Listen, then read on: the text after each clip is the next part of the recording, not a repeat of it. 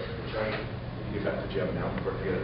If you go to wendellwriter.com, down on the left-hand side, he's got a video called The Buzzy Buzz.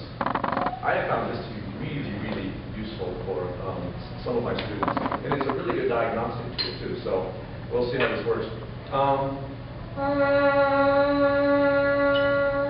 That is an example of a buzzy buzz. You might say to yourself, so what's so special about that buzz? Well, it has warmth, it has lots of overtones. It's not this. I've got my lips too far apart. That's a very airy buzz. And if you try to go up with that buzz, it just doesn't want to go. You know, my lips are just way too far apart. And it's not this.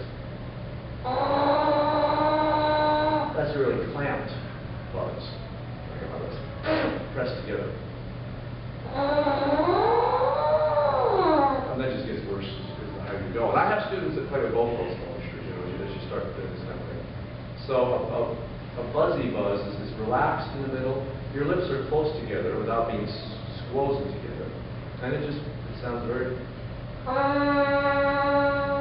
nice and healthy. So would everybody just take that pitch and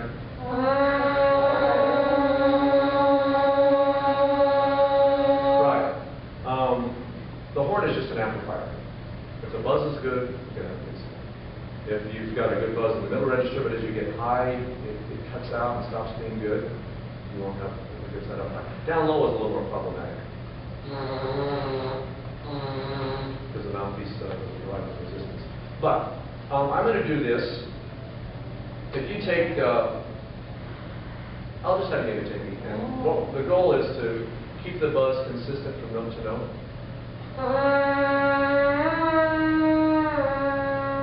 You're German?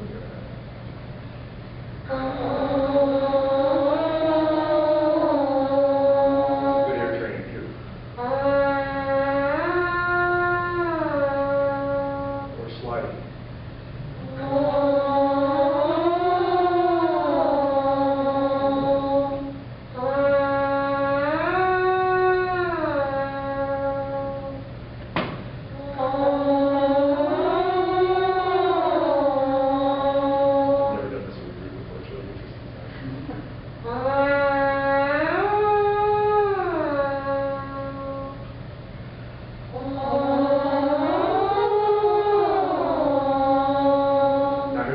Cut out a little bit. Do it again. Ready? Okay, go ahead and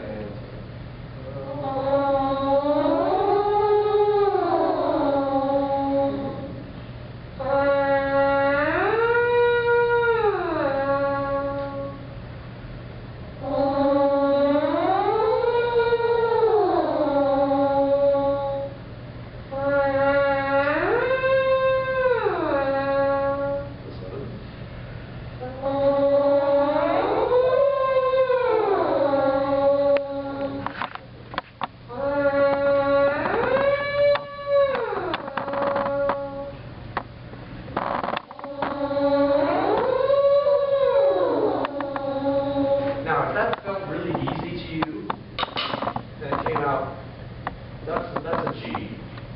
When you do it on the horn, it'll be just as easy on the horn. Oh, that was an A, sorry.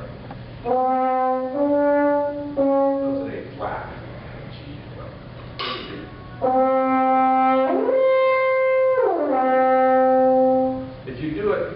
If you're doing it well on the mouthpiece, it'll sound great on your horn. If you're struggling, you know.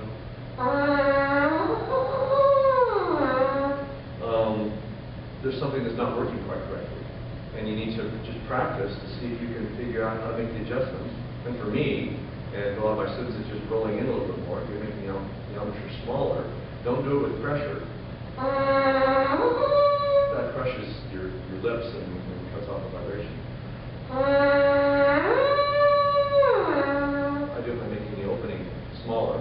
I found out some interesting things as I've experimented with this.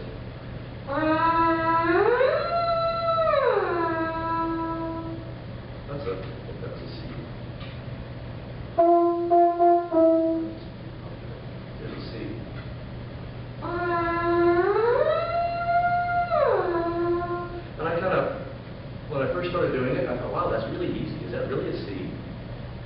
you do the same on your horn,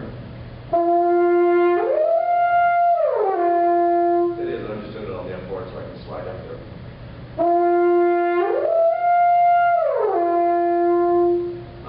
So it's a really good diagnostic tool for you as a student of the horn, and also for those of you that are teaching others. It's really interesting to find out what your students can do as they start to buzz.